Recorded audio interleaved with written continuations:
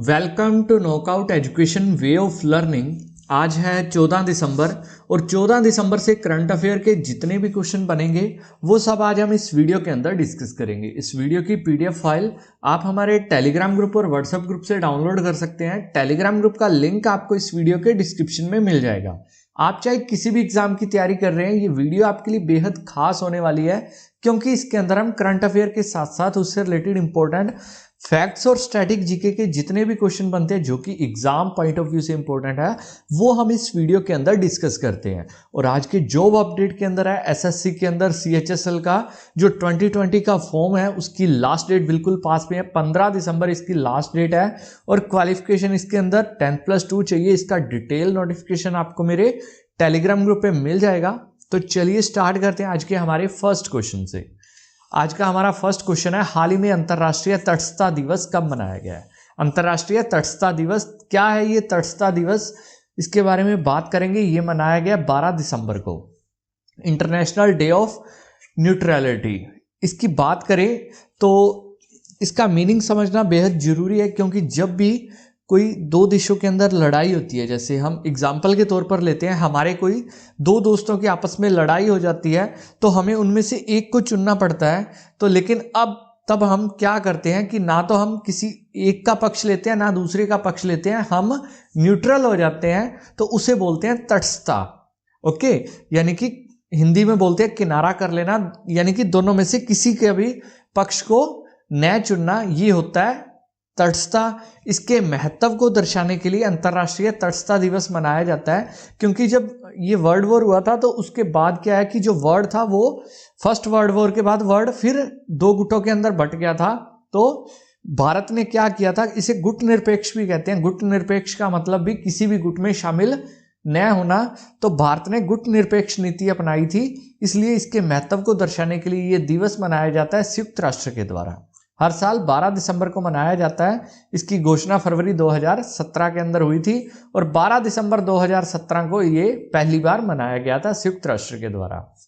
Okay, अब संयुक्त राष्ट्र के द्वारा मनाया गया था तो संयुक्त राष्ट्र के अंदर 193 सदस्य हैं और इसकी स्थापना हुई थी कब, ये आप मुझे कमेंट बॉक्स के अंदर बताएंगे। और अगर ये वीडियो आपको अच्छी लग रही है वीडियो को लाइक जरूर करें।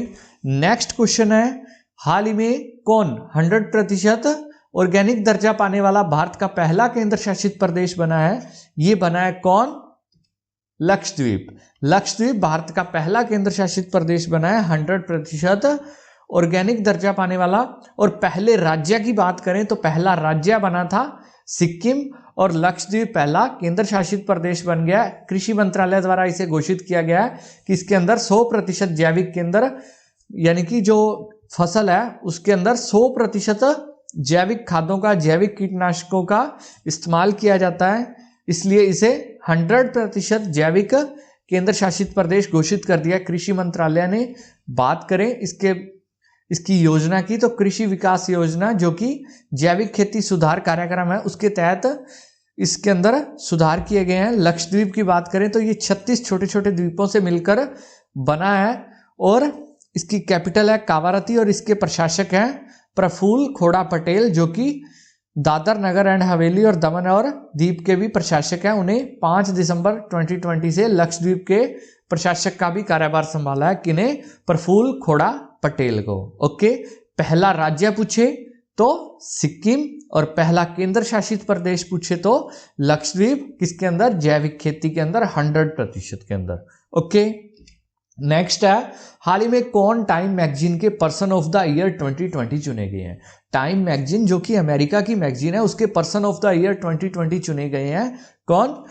ये जो बिडेन और कमला हैरिस, ये उपरोक्त दोनों पर्सन ऑफ द ईयर 2020 चुने गए हैं टाइम मैगजीन के। जो बिडेन की बात करें तो ये अमेरिका के अभी हाल ही में नवनिर्वाचित क्या है? प्रेसिडेंट है और कमला हैरिस वाइस प्रेसिडेंट है जो कि भारतीय मूल की हैं। जो बिडेन प्रेसिडेंट यानी कि राष्ट्रपति है अमेरिका के वर्तमान के अंदर और कमला हैरिस उपराष्ट्रपति है अमेरिका की। अमेरिका की बात करें तो अमेरिका की कैपिटल है वॉशिंगटन डीसी और करेंसी है यूएस डॉलर और इसके प्रेसिडेंट और वाइस प्रेसिडेंट टाइम मैगजीन के पर्सन ऑफ द ईयर 2020 चुने गए हैं। ओके, नेक्स्ट है, हाल ही में किस कंपनी ने दुनिया का पहला सैटेलाइट आधारित narrow band IoT network launch किया है। Narrow band IoT network launch किया है। कौन सा? वो भी सैटेलाइट आधारित, सैटेलाइट यानी कि उपग्रह से कनेक्टेड ये नेटवर्क है। ये किसने लॉन्च किया है? ये दुनिया का पहला है। इसे लॉन्च किया गया बीएसएनएल के द्वारा। यानी कि जो हमारा आईओटी है, आईओटी क्या होता है? इंटरनेट ऑफ थिंग्स, यानी कि जितने भी हमारे स्मार्ट गैजेट्स हैं जो कि इंटरनेट से जुड़े होते हैं उसे इंटरनेट ऑफ थिंग्स के अंदर काउंट किया जाता है। और इसके अंदर नैरो बैंड इसकी एक टेक्नोलॉजी है जिसके अंदर टावर के थ्रू नेटवर्क पहुंचाया जाता था, लेकिन पहली बार इसके अंदर सैटेलाइट आधारित लॉन्च किया किसने? भारतीय कंपनी बीएसएनएल ने। और ये दुनिया का पहला सैटेलाइट आधारित नैरो बैंड आईओटी नेटवर्क है जो कि बीएसएनएल यानी कि भारत संचार निगम लिमिटेड के द्वारा लॉन्च किया गया है। इसके अध्यक्ष हैं एमडी है प्रवीण कुमार पुरवार और इसका मुख्यालय है नई दिल्ली के अंदर। किसका? बीएसएनएल का, भारत संचार निगम लिमिटेड का। ओके, आईओटी यानी कि internet of things. Okay, next question है, हाल ही में भारत जल प्रवाह शिखर सम्मेलन के कौन से संस्करण का उद्घाटन किया गया है? भारत जल प्रवाह शिखर सम्मेलन के 5वें संस्करण का उद्घाटन किया गया है। ये उद्घाटन वर्चुअली माध्यम से किया गया है। किसने किया है? जल शक्ति राज्य मंत्री रतनलाल कटारिया ने इसका उद्घाटन किया है। जल शक्ति राज्य मंत्री है रतनलाल कटारिया और इन्होंने इंडिया वाटर इंपैक्ट समिट 2020 का उद्घाटन किया है। इसकी थीम क्या है इस बार की? Arth Ganga river conversation synchronised development. ये इस बार की इसकी थीम है, Arth Ganga river conversation synchronised development. Okay, इसका उद्घाटन किया गया हमारे जल शक्ति राज्य मंत्री रतनलाल कटारिया के द्वारा IWIS 2020 का। ओके, नेक्स्ट है, हाल ही में केंद्रीय मंत्रिमंडल ने ऐतिहासिक योजना पीएम वाणी को मंजूरी दी है। पीएम वाणी को मंजूरी दी है हमारे केंद्रीय मंत्रिमंडल ने। इसका संबंध किससे है? इसका संबंध है, पीएम वाणी योजना का संबंध है इंटरनेट से। इंटरनेट से है पीएम वाणी और इसे इलेक्ट्रॉनिक सूचना एवं प्रौद्योगिकी मंत्री के द्वारा इस योजना को लागू किया गया था और इसे मंजूरी दी है केंद्रीय मंत्रिमंडल ने। हमारे मंत्री है रविशंकर प्रसाद जी। और इस योजना की बात करें तो इसके अंदर क्या है कि जो सार्वजनिक प्लेस है भारत के अंदर वहां पर वाईफाई की फैसिलिटी दी जाएगी गवर्नमेंट के द्वारा फ्री ऑफ कॉस्ट। ये योजना है पीएम वाणी। ओके, इसके अंदर ये अलग अलग कंपनीज है, ये अपनी अपनी रोल प्ले करेंगी। ये पूरी डिटेल एज इट इज आपको मेरे टेलीग्राम ग्रुप पे मिल जाएगी। ओके, नेक्स्ट है, हाल ही में एडीबी ने वित्त वर्ष 2020 में भारत की जीडीपी कितनी रहने का अनुमान लगाया है। एडीबी की बात करें तो ये ऑलमोस्ट हमारे वीडियो के अंदर डेली एक क्वेश्चन एडीबी से रहता है, तो ये काफ़ी इंपॉर्टेंट है। एडीबी यानी कि एशियन डेवलपमेंट बैंक, इसने अनुमान लगाया है कि भारत की जीडीपी -8% रहेगी 2020 के अंदर। पहले इसने अनुमान लगाया था कि ये -9% रहेगी, लेकिन वर्तमान के अंदर इसने अपना अनुमान -8% का लगाया है। और इसने ये भी घोषणा की है कि 2021 के अंदर भारत की जीडीपी 9% के साथ ग्रोथ करेगी, पॉजिटिव ग्रोथ करेगी।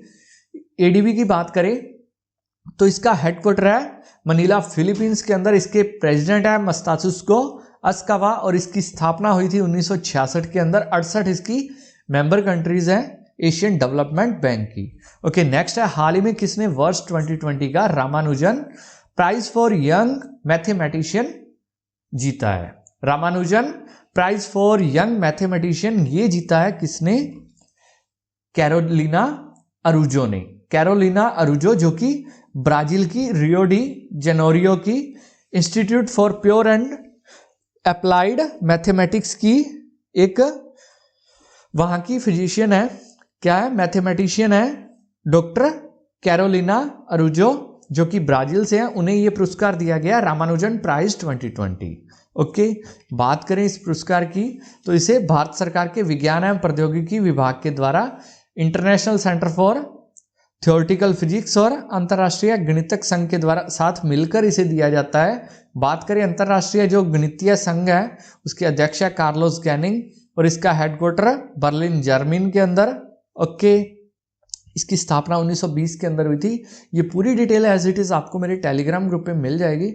नेक्स्ट है, हाल ही में किसे sports person of the year पुरस्कार 2020 से सम्मानित किया गया है? Sports person of the year 2020 से सम्मानित किए गए हैं बजरंग पूनिया और एलावेनिल वलारिवन। इन दोनों को सम्मानित किया। ये अपनी अपनी कैटेगरी के अंदर इन्होंने टॉप किया। Sports person of the year महिला के अंदर इन्होंने एलावेनिन वलारिवन ने, और sports person of the year पुरुष के अंदर बजरंग पूनिया जो कि हरियाणा से बिलोंग करते हैं, इनका सम्मानित किया गया है sports person of the year. बात करें इन दोनों की तो 10वीं ग्लोबल स्पोर्ट्स समिट के दौरान जो फिक्की इंडिया स्पोर्ट्स अवार्ड्स 2020 है, इसका ये शीर्ष सम्मान है, उससे इन्हें सम्मानित किया गया है। और इसके अलावा खेल को बढ़ावा देने वाला सर्वश्रेष्ठ राज्य मध्य प्रदेश, और सर्वश्रेष्ठ कंपनी की बात करें तो अनिल कुंबले ये कंपनी है। नेक्स्ट है, हाल ही में किस बैंक ने विकासशील देशों के लिए $9 बिलियन की APVAX पहल का शुभारंभ किया है? ये है पहल का भी शुभारंभ किया गया किसके द्वारा? ADB के द्वारा, यानी कि एशियन डेवलपमेंट बैंक के द्वारा APVAX यानी कि Asia Pacific vaccine access facility, Asia Pacific vaccine access facility, इसकी पहल का शुभारंभ किया गया। इसके अंदर क्या है कि जो एशिया के अंदर कंट्रीज है, विकासशील कंट्री है, उसके अंदर जो कोविड वैक्सीन है उसका डेवलपमेंट के लिए, उसके विकास के लिए, उसके डिस्ट्रीब्यूशन के लिए मदद की जाएगी किसके द्वारा? एशियन डेवलपमेंट बैंक के द्वारा $9 बिलियन की। ओके, ADB के बारे में हम बात कर चुके हैं। नेक्स्ट है, हाल ही में भारत और किस देश ने 9 समझौतों पर हस्ताक्षर किए हैं? भारत और उज्बेकिस्तान के साथ 9 समझौतों पर हस्ताक्षर किए हैं भारत और उज्बेकिस्तान ने, जिसके अंदर वहाँ के सुरक्षा समझौते हैं, कुछ डेवलपमेंट के कुछ नई परियोजनाएं हैं जिनके अंदर समझौता किया गया है। बात करें उज्बेकिस्तान की तो ये सेंट्रल एशिया के अंदर स्थित है और कैपिटल है इसकी ताशकंद, और प्रेसिडेंट है शवाकत मिर्जियोयेव, और इसकी करेंसी है सोम। ओके, ये थे आज के हमारे करंट अफेयर के क्वेश्चन। अगर ये वीडियो आपको अच्छी लगी, वीडियो को लाइक करें, ज़्यादा से ज़्यादा शेयर करें। Okay, thank you, have a nice day.